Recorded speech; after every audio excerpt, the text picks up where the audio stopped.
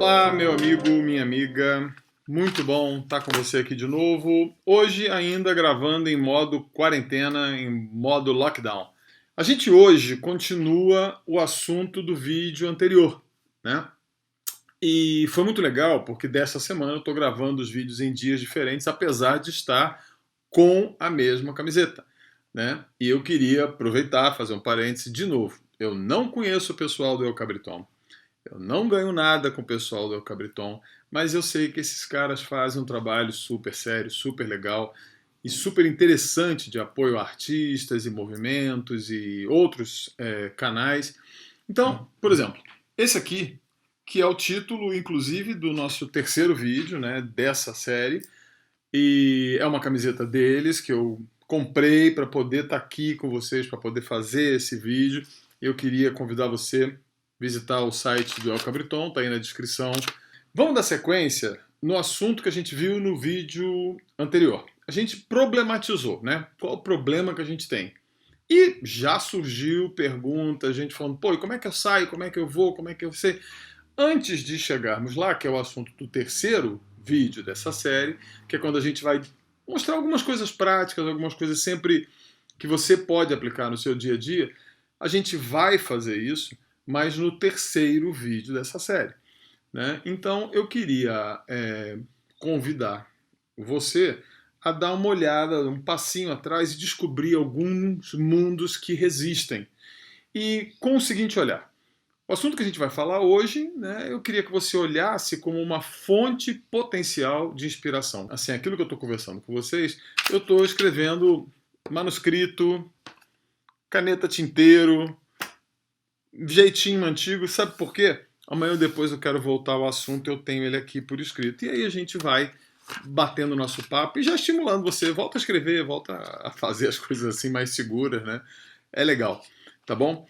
Bom, há cerca de 9.000 anos, mais ou menos 9.000 anos, um pouquinho mais, um pouquinho menos, né? A civilização, ou as civilizações, né? Mas a civilização, ela surge no mundo em diferentes centros, mais ou menos ao mesmo tempo, mas também ao longo de alguns milênios, né? No Oriente Médio, né? Na Eurásia, inicialmente, né? Ali na região da Turquia, né, no Extremo Oriente e, por fim, na América Andina, mais ou menos 3.500, 4.000 anos atrás, quando você começa a isso que a gente chama de civilização. E o que é civilização? O que, que marca a civilização? Civitas, né? É o direito do seu cives, o que mora na cidade, né? Cívico, né? Então a civilização é essa forma de organização humana que está relacionada diretamente à vida na cidade. Bom, se os colapsos e todas as civilizações colapsaram até hoje, esse livro, um livro bem conhecido do Jared Diamond, vou botar aqui ó, bonitinho para você poder entregar, Colapso, né? Como as sociedades escolhem o fracasso ou o sucesso. Esse é um livro bem conhecido, um livro que relata vários desses colapsos. Tem um outro livro em inglês, não tem em português, chama The Great Leveler, que é muito bom. O finalzinho dele é ruimzinho, então, assim, últimas páginas não são boas, mas o livro é primoroso, principalmente 2/3 iniciais do livro, é um livro grande também, né? São livros, né? The Great Leveler, né? E o Colapso, que falam desses colapsos. E, basicamente, os colapsos civilizacionais acontecem sempre por 4 cavaleiros do apocalipse, né? Clima, pestes, fome e guerras. São os 4 grandes niveladores e são os 4 elementos que você encontra às vezes com um protagonizando o colapso final, mas os 4 estão presentes em todas as civilizações. O modelo de civilização europeia, porém, ele se estabelece, começa a ser desenhado aí com o surgimento do Império Romano, né?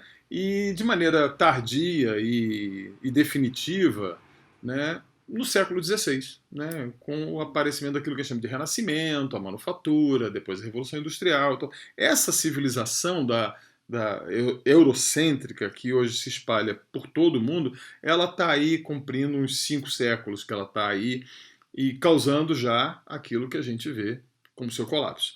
Hoje, esse modelo civilizacional, ele encontra-se em crise, né? como sempre foi crítica qualquer forma de civilização, e eu quero que você pare para pensar nisso. Quando eu me refiro à civilização, eu tenho em mente a obra do Lewis Mumford, que eu citei há alguns vídeos atrás, né? E eu recomendo você ir lá e também procurar Lewis Mumford, e coloco a civilização em oposição a outras formas que eu chamo de formas orgânicas de arranjo social, de organização social. Ou como poderia referir, usando os termos do autor, né, do Lewis Mumford, a mega máquina, que é a civilização, é uma mega máquina, né, versus arranjos orgânicos da sociedade. Né? O que é uma mega máquina? Uma mega máquina, ela se opõe a limites, né? Ela não para, ela vai embora, vai embora, vai embora, não tem limite. Ela é centralizada, administrada centralmente, manejada o tempo todo, ela está sendo manejada, manipulada, né? Controlada. Controle é a palavra muito forte na civilização, né? Movido fundamentalmente por expectativas. Né? Você tem uma expectativa, você monta tudo, controla tudo, arranja tudo com a expectativa de chegar em tal objetivo, abusando de tudo que está ao seu redor, ao limite, né? E ultimamente a gente poderia dizer que ela é materialista e imanente. Né? Ela tem justificativas religiosas, crenças, fés, filosofias, ideologias, tal, que estão no nível mais transcendente, mas fundamentalmente a sua prática, a sua maneira de agir é materialista. Já os arranjos orgânicos que você vai encontrar nas populações tradicionais, eles são limitados normalmente pelas condições dadas pelo bioma. Então elas vivem dentro de limites e são autolimitantes normalmente. Multicêntricos ou descentralizados. Não tem uma liderança absoluta, não tem poder central. Né? Normalmente estão integrados ao ritmo da natureza, com aquilo que a natureza lhe dá. Né? São codependentes de colaborações, comércios, negócios e coisas entre os grupos que compõem aquele arranjo orgânico, ou mesmo intergrupos orgânicos, como a gente via entre grupos diferentes, de nações diferentes, indígenas, que moravam no território que hoje a gente chama de Brasil. Né? E tem uma característica: normalmente são movidos por esperança. Né? Tem uma esperança, fazem as coisas hoje numa esperança que transcende normalmente para uma espiritualidade muito conectada com a terra, com o solo, com o outro, com os antepassados e com a divindade. Né? E por isso suas razões tendem a ser, né, a sua lógica tende a ser muito mais substantiva do que utilitária. A mega máquina, no fim das contas, tem uma lógica totalmente utilitarista, né? Totalmente com causa e efeito, né? E com objetivos por trás. E a lógica das comunidades orgânicas, né? Dos arranjos orgânicos da população humana, tendem a ser de lógica, de pensamento substantivo, ou seja, baseado no valor. Pois bem, seguindo na nossa colinha, né? Com relação às duas formas, essas duas formas gerais de organização humana, né, que a gente encontra hoje em dia, nós podemos considerar dois movimentos que acontecem, tá? Dois movimentos que ocorrem simultaneamente. O colapso da civilização, nesse momento que nós estamos vivendo, a gente vê o colapso dela acontecendo, né? E a imposição de sua, apesar do colapso, de a sua maneira sobre os resistentes a essa lógica. Aqueles que resistem a essa lógica são de mil maneiras, né? Legalmente, do ponto de vista da sedução, eles são, eu vou falar disso já já. No primeiro caso, é visível a repetição, nesse momento histórico que a gente está vindo, dos quatro grandes niveladores que apareceram para a civilização ao longo da história. A única diferença, e essa é a grande dúvida que a gente tem, é que desta feita, né, esta crise, né, ela é de caráter global. Né? Os impérios normalmente têm uma extensão, mesmo grandes como a China foi, o Império Romano, eles não tinham uma natureza global. Hoje, a civilização, como a gente a chama, né, eurocêntrica, produtivista, capitalista, baseada no modo de produção capitalista, ela é global. Né? E aí a gente tem uma crise também de escala global, por isso alguns afirmam que é uma crise de extinção. Eu acho que a humanidade vai deixar de existir? Não, não acho, mas que vai diminuir. Esse assunto para os vídeos aí para frente a gente vai falar. Bom, o que a gente vê hoje? A gente vê uma pandemia, né? Uma sindemia, como algumas pessoas chamam, né? Crise climática, a gente vê fome, degradação econômica, tensões, guerras, violência urbana, violência entre estados, violência entre facções. De novo, são os 4 grandes niveladores: peste, clima, fome e guerra. Sempre a mesma coisa. No segundo caso, ou seja, da relação com as populações de natureza orgânica ou tradicional, né, a pressão sobre os resistentes se dá primeiro pela sedução, a tentativa de seduzi-los para entrar, né, pela educação compulsória, pela tentativa de educá-los e treiná-los, e não existe, eu vou já deixando de saída antes que você pense que eu não estou vendo isso, não existe uma comunidade idealizada, orgânica, bonitinha, vivendo lá, separada da civilização. Não, não, não. Nenhuma, nenhuma. Se você fosse pensar, você pensa assim, a civilização com uma bola grandona, e as bolas que estão fora, elas já têm interseções, elas já estão em contato com a civilização. E aí o que acontece? Nesse contato você tem sedução, você tem educação, você tem cooptação, você tem produção de valores da civilização ocidental, capitalista e produtivista invadindo essas comunidades e, por fim, por meio da fome, da miséria, do descaso ou simplesmente pela eliminação daquilo que se chamaria de minoria, porque tem menos força, não porque tem menos gente, né? Essas comunidades são, em todo o mundo civilizado, vítimas disso: descaso, violência, assassinato, joga veneno na comida. É terrível. Vá falar com os Guarani aqui, vá falar em Myanmar, vai falar nas populações minoritárias na China, vai falar nas populações minoritárias no Oriente Médio. Todas as formas orgânicas estão sempre ameaçadas.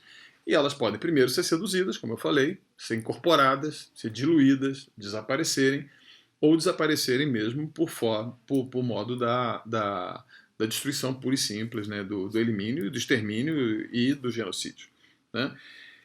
Observar esses arranjos sociais orgânicos que eu estou chamando é possível por meio de vozes, por exemplo, aqui no Brasil, do Ailton Krenak. Você pode procurar qualquer dos livros do Ailton Krenak, dá uma lida, você vai ver. O Davi Kopenawa tem um livro dele aqui muito bom, vou ver se eu, no próximo vídeo eu mostro para você. Né? O Raoni, são vozes, né? E de lideranças de ribeirinhos, de lideranças quilombolas, de lideranças de caiçaras, de lideranças de seringueiros, de lideranças de comunidades que têm características que nós vamos estudar daqui a pouquinho, que não só refletem alguns dos valores que apontam, né, para modos e meios de vida, de produção, de organização, que são do passado, que são tradicionais, mas que apontam para além da civilização, para o que pode ser a saída para a próxima etapa pós-crise da civilização. Por isso esse vídeo aqui hoje, para olhar o futuro com os olhos de quem vive na lógica da civilização num estágio ultrapassado, né? Fora do país, eu acho que a voz mais conhecida é a Vandana Shiva, né? Inclusive eu vou deixar aqui na descrição um artigo dela dessa semana muito interessante, que é exatamente foi uma coincidência dentro do mesmo assunto que eu estou falando hoje, né? Porque é um assunto que está pululando por aí, mas também, né, autores que falam de dentro da civilização de maneira crítica, né? Como Willett, Gustavo Esteva, Wolfgang Sachs, Sérgio Latouche, Tolstói, Mahatma Gandhi, que apesar de ser de uma população tradicional, vinha do meio civilizado, Jacques Ellul, né, o E.F. Schumacher, né, são autores dentro da civilização que falam: olha, tá tudo errado, cara, tem outro caminho. Ou o Lewis Mumford também, que eu citei. Né, esses autores, a Vandana Shiva eu coloco aí como uma das vozes mais importantes, se não a mais importante, né, insistem em focar na principal chave para entender, denunciar e criar passos alternativos para a gente sair da crise da civilização: o resgate do comum. o resgate do comum, que é o assunto que a gente está falando hoje. Bom, eu vou indicar, como falei, o artigo da Vandana Shiva, né, Reclaiming the Common Home, né, na revista Yes, está aqui no link embaixo para você dar uma olhada, tá? Ou qualquer dos livros do Krenak, como algo que você pode ler se você tiver com vontade. Né? Resgatar o comum, o espaço do que é comum, expandindo enquanto se diminui o espaço do privado, do individual, pode apontar a direção para reencontrar e reencantar o nosso futuro. Tornar comum é o oposto exato do pensamento privatista. Quando eu fico olhando, que você chega no ponto de que alguém fala de privatização, privatizar alguma coisa, enclausurar, que é a palavra correta, né? Encarcerar alguma coisa em detrimento de seu uso comum, é exatamente a chave do problema.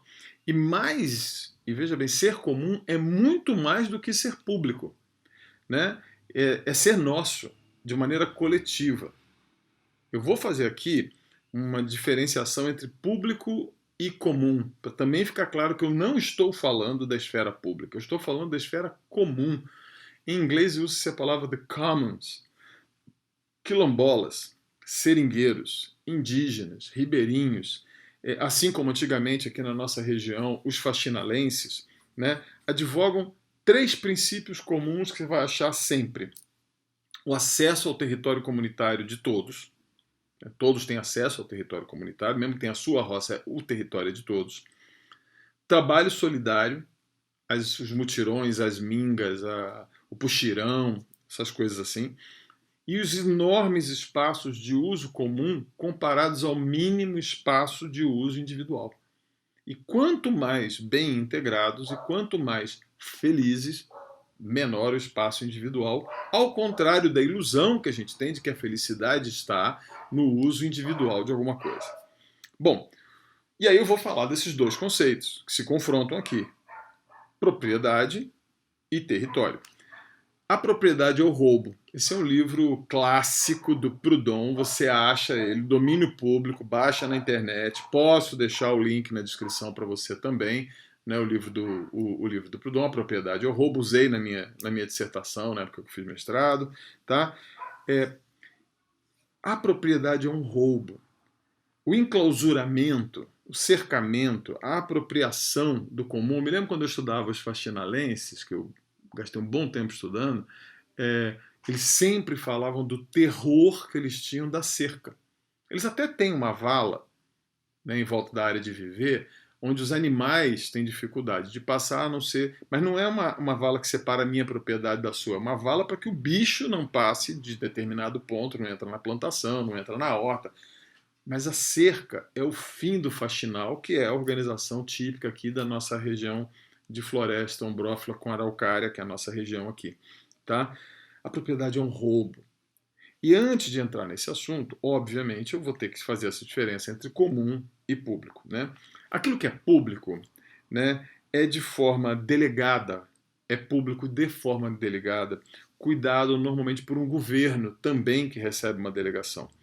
O que é comum é cuidado de forma direta por aqueles que usam e frequentam aquele território. Essa é a diferença fundamental entre público e comum. O comum inclui a obrigação de cuidar. O público significa o direito de usar. E se a gente não ultrapassar a discussão público-privado, a gente não vai chegar em lugar nenhum, companheiro. A diferença não é essa. A diferença é que a gente tem que ir além do público e para o comum.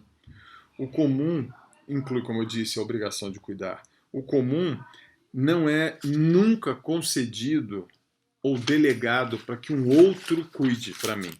Isso não é público. O público é exatamente o comum controlado por um poder central. Você entendeu?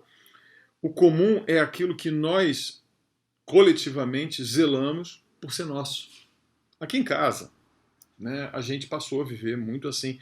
Como eu falei, as coisas aqui não são públicas. Então não acontece aqui, isso aqui é público, usa aí. Já notou? O que não é de ninguém, o que é de todo mundo não é de ninguém. Aí aquelas coisas quebram, estragam e tal. Isso acontece quando uma coisa é pública. Quando uma coisa é nossa, Estragou, quem que estragou? Quem se responsabiliza? Estragou, consertou, conserta, conserva, cuida. A gente vive isso aqui. Eu vou falar sobre isso no próximo vídeo. No comum, a gente compartilha e cuida da terra, a gente compartilha e cuida uns dos outros. No comum, se ganha consciência dos limites ecológicos. Eu sei que eu não posso ultrapassar. Eu ontem estava numa reunião com o pessoal na Inglaterra, falando sobre a crise hídrica aqui na nossa região, e aí me perguntaram se a gente estava coletando água, o que a gente fazia, o que a gente... Blá, blá, blá. Eu falei assim, olha, primeiro passo não é nem a coleta de água, nem o uso de uma agricultura que conserva a água, mas foi muito mais criticar-nos quanto ao nosso uso abusivo e excessivo de água, que é água potável, que a gente usa para fazer cocô. Pensa nisso. Como é que a humanidade consegue bolar um troço tão absurdo como esse hábito nosso, que precisa ser revisto? Porque a gente pega água potável, que eu posso beber, faz cocô e faz xixi dentro disso. E depois reclama que está faltando água. Né?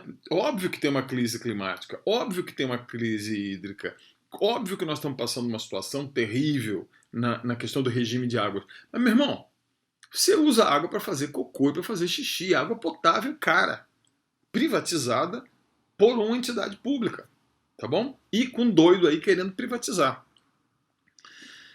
No comum, a gente ganha consciência desses limites ecológicos, o que garante a possibilidade de usufruir em parcimônia dos dons da vida. A gente passa a olhar, tudo é dom, água é dom, ar é dom. Todos temos direitos ao ar em comum. Eu sei que, pelo menos, por mais civilizado que você seja, você tem noção com isso, né? Que ar é um bem comum. Todo mundo respira. Né? Você, eu, planta, animal, todo mundo respira. E isso você ainda entende. Água é um bem comum. Né? A gente fala, que absurdo, né? Lá em Cochabamba tentaram privatizar a água da chuva. Se você tiver dúvida, olha nos jornais da época, aquilo que acabou gerando aquela revolta dos indígenas, que acabou eventualmente levando o Evo Morales ao poder. Né? Água é um bem comum. A comida é um bem comum. Na minha tradição tem um texto que sempre me intrigou. Falava assim, vinde, comprai e comei sem dinheiro e sem preço. Porque a gente meteu preço e dinheiro como sendo a única maneira de você comer. Cara, comida é comum. Comida é um troço que a natureza, né, Deus, a terra, bota o nome que você quiser, cara, produz abundantemente para que a gente possa comer. Ela é parte, ela é a moeda de troca normal de energia que a gente tem no nosso planeta, né? A terra é comum também. Por isso, quando os indígenas ficam tão confusos quando alguém bota uma cerca e fala isso aqui é meu, isso aqui é meu. Como isso aqui é meu? Isso aqui não é meu. Isso é comum. Isso é de todos nós. Isso para você já é difícil. Não, como assim não pode ter propriedade da minha terra, do meu terreno, do meu quadrado? No comum, nós nos sentimos responsáveis pelos direitos das futuras gerações. A privatização, na privatização, eu enclausuro, né, o comum. E essa é a raiz da crise climática, da pobreza, dos despossuídos e do deslocamento migratório, que são as grandes crises que a gente está enfrentando hoje em dia. Além da extinção. O extrativismo transforma em lucro e em commodity aquilo que seria mantido como comum para o sustento da vida. Exemplificando, né, eu falei, o ar é comum. Humanos, animais, plantas, que nos devolvem oxigênio no ato de respirar. Né? Elas absorvem o CO2 quando estão no processo de fotossíntese, mas elas respiram também. Elas também absorvem oxigênio, elas também expelem oxigênio. O grito, eu não posso respirar, eu não consigo respirar, lembra daquele cara que foi assassinado, e vários outros aqui no Brasil também, né? Apertado, levando o sossega-leão da polícia, né? Ou sufocados agora pela Covid, é o clamor do enclausuramento do ar filtrado dos ricos, que gastam 600 milhões de anos de carbono acumulado para poder usufruir da sua vida. Olha o que os países ricos gastam e o que os ricos, o primeiro mundo dentro do terceiro mundo gasta, né? Então, não consigo respirar, o sufocado. Essa semana teve um incêndio aqui na nossa região e o ar ficou sufocante em algumas regiões aqui no Paraná, aqui em Curitiba. A água é comum. Meu corpo, o seu corpo é 70% água, o que coincide com o fato de que o planeta nosso, Terra, é 70% água. É a base da vida. E como comum, como algo que é comum, sua conservação cria abundância. A garrafinha de água é o símbolo da privatização da água, entendeu? Tanto por transformar um dom comum em lucro, quanto pela poluição que causa quando ela é descartada aí na natureza, vai para os mares, vai para os rios, mata a tartaruga, aquelas coisas todas. A comida, companheiro, que a gente vende, que está enclausurada dentro de um supermercado, que só sai dali mediante uma troca por dinheiro, ela é comum. Comida é o meio de troca da vida, através do qual a energia concentrada pelas plantas se transfere de um para o outro. Da baleia aos quatrilhões de organismos que vivem no teu intestino. Tudo isso é transferência de energia por meio da comida. Né?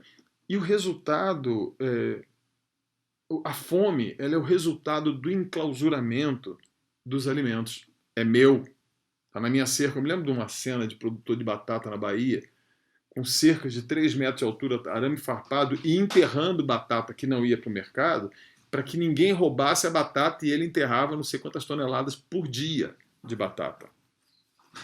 O agronegócio, dependente de adubos, dependente de nutrientes, dependente de petróleo e que enclausura a propriedade privada, é diretamente responsável pela fome, porque ele transformou o comum em algo que é um negócio privado. A terra é comum. O colonialismo é e foi o enclausuramento de territórios que pertenciam e eram ocupados por pessoas para o lucro de poucos. E hoje a gente está no processo de recolonização violento. Quando se foi absurdo privatizar a água da chuva, a Inglaterra, em 1930, privatizou o sal, proibiu que os indianos produzissem sal. O que o Gandhi fez? Ele fez o Satyagraha do sal, né? Aquela marcha do sal, e foi fazer sal. E foi preso por causa disso. Porque tem que desobedecer qualquer lei que tire da gente o comum. Hoje nós encarceramos o silêncio, o tempo, as formas de vida, a informação, a saúde é privada, né? Tudo é privado, a energia é privada. Né? E a gente enclausura, a falta de tempo que a gente tem é o resultado do enclausuramento do nosso tempo pelo emprego privado de alguém que te dá emprego, te explora, meu amigo. Né? O barulho é o resultado dos poucos lugares de silêncio privilegiados para alguns.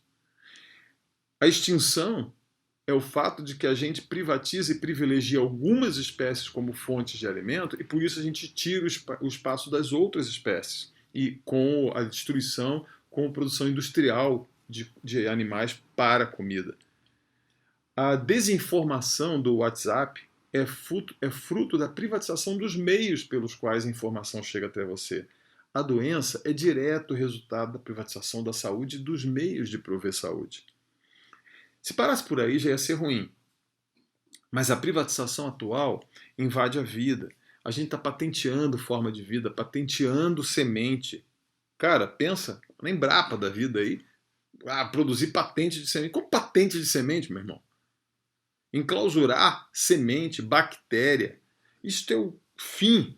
E, obviamente, sementes privadas geram perda de biodiversidade e desnutrição, além de monotonia alimentar, porque é só aquela ali. A semente aqui é da Monsanto, essa semente aqui é da Bayer, essa semente aqui é de não sei quem, essa semente é da Schering, essa semente é minha propriedade. Esse gen, aliás, eles nem estão privatizando mais semente, eles estão privatizando gen. Né?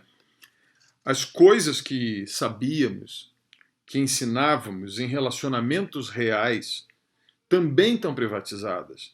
E aquilo que era parte da vida em comum, que um passava para o outro, virou curso online, cara. A gente virou segredo que eu vou te contar se você se inscrever no meu curso e que somente se tem acesso por meio do dinheiro. E assim, a gente privatizou o saber de fazer um pão, de cozinhar, né, de criar galinha, de fazer uma horta, de saber costurar, né, de saber fazer geleia, de qualquer coisa, a gente fica dando curso e cobrando e privatizando esse saber, gerando o quê? Um saber escasso, né? A gente escasseia esse saber. Saúde e educação privada geram muita ignorância. Porque se eu não tenho acesso, eu não tenho grana, eu não tenho acesso a ela, logo eu me torno mais ignorante.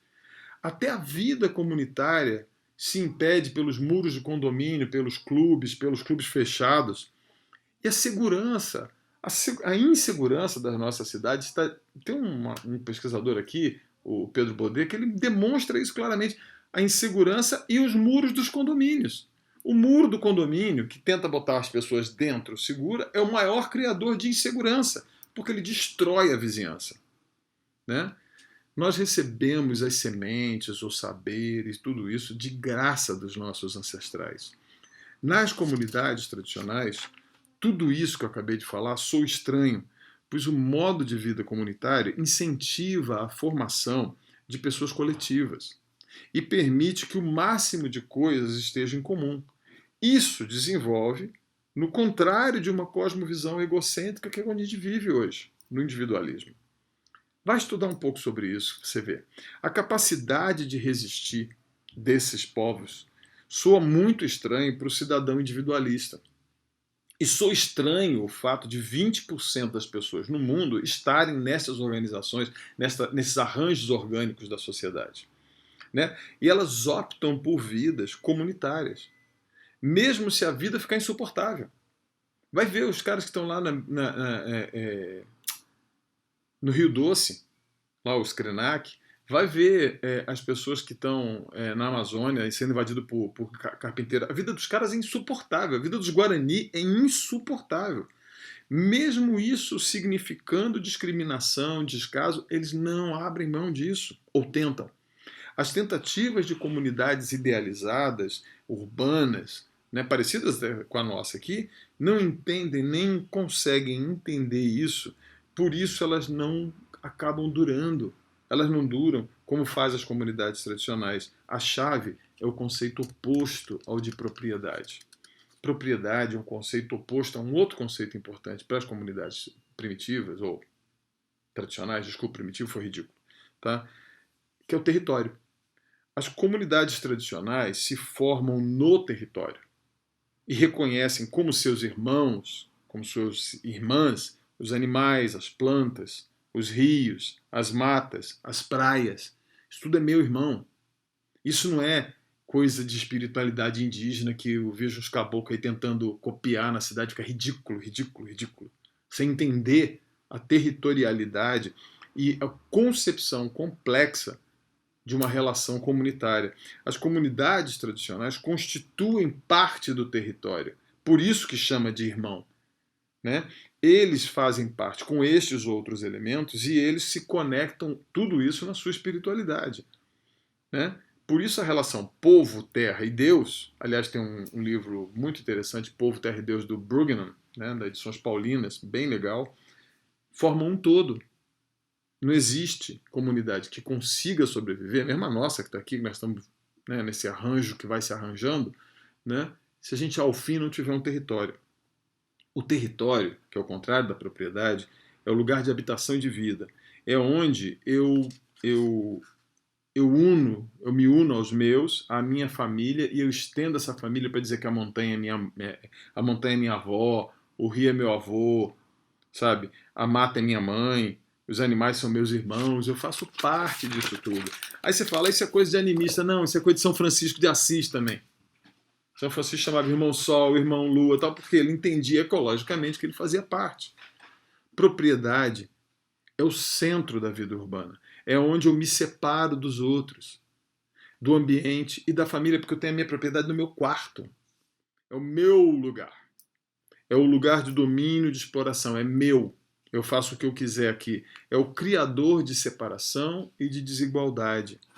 Os sem teto, os sem casa, os sem trabalho, os miseráveis se tornam parte normal do cenário da cidade. E a gente chama eles de ladrões quando eles se apropriam de algo que deveria ser comum, como nas ocupações. A propriedade gera individualidades separadas, hostis, discriminatórias, acumuladoras e vulnerabiliza direitos que seriam comuns a todos nós. Nas comunidades tradicionais, naturalmente desenvolve-se identidades coletivas que geram cumplicidade, universalizam acesso, compartilhamento, compromisso e fortalece o todo. Ah, você está idealizando. Não estou não, companheiro. Não estou não. Se você quer, experimenta começar a viver como a gente vive, que você vai ver que isso vai surgindo naturalmente. As comunidades tradicionais simplesmente fazem isso há mais tempo e estão sob tremenda opressão. A perseguição e a obsessão que os governos têm em destruir, civilizar comunidades tradicionais, mesmo se a razão for inconsciente, é um ato intencional porque isso desafia o cerne da civilização. A maior parte das comunidades tradicionais não pode ser idealizada, pois elas têm sido seduzidas, educadas, cooptadas, oprimidas, discriminadas e deformadas. Eu sei disso. Mas ali ainda se guardam as sementes do futuro. Ao invés de julgá-las, ajudar elas a serem reparadas é a chave da nossa sobrevivência. As lendas de fim de mundo da maioria dessas comunidades são muito interessantes. É muito comum entre as populações indígenas falar que quando o último de nós desapareceu, o mundo acaba. Porque eles sabem que eles são a chave da continuidade. Vai estudar um pouco essas lendas, são muito interessantes. É interessante como essas lendas são solidárias. Porque quando o último de nós morrer, o mundo acaba. O mundo não pode acabar. Então, significa que eu preciso lutar para sobreviver. Entendeu como é que o cara decide viver assim, mesmo que a vida seja insuportável? Ele sabe que ele viver garante que o resto do mundo viva. Para as comunidades tradicionais, elas entendem e estendem o direito à vida a todos os seres. O direito à vida está interconectado, não tem essa coisa de usar agrotóxicos, essas loucuras. Uma vida desconectada do território, do bioma, da ecologia e do outro, não é somente profunda estupidez, é suicídio. E por isso que a gente pode aprender com essas comunidades. Ao reclamar de volta o espaço das coisas comuns e em comum, as coisas comuns e as coisas que a gente tem em comum, as populações tradicionais, não são simples saudosistas, mas preservam as sementes que germinarão no futuro e que podem nos dar esperança. No próximo vídeo, eu vou responder basicamente o que a gente pode fazer. Agora, na situação que eu estou, ferrado, ui meu Deus, estou tão longe disso. Próximo vídeo eu aguardo você para a gente ver o que a gente pode fazer. Um abraço e até a próxima. Amanhã a gente continua aprofundando o tema. Enquanto isso, compartilhe, deixe seu comentário, sugira outros temas que você gostaria de discutir por aqui. E lembre-se, no domingo a gente lança o podcast com conteúdo completo da semana. Aguardo você aqui de novo para continuar nosso bate-papo amanhã. Tchau!